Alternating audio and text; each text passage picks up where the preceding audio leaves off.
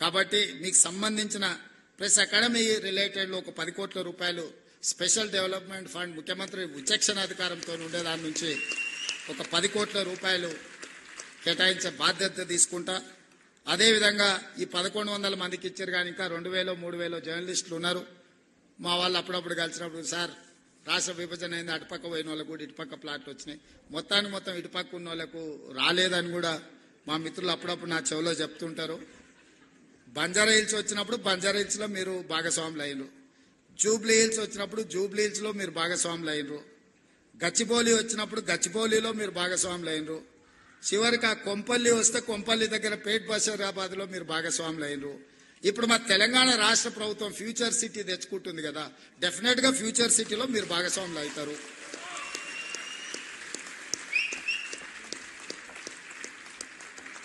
ఎవరైతే రాలేదు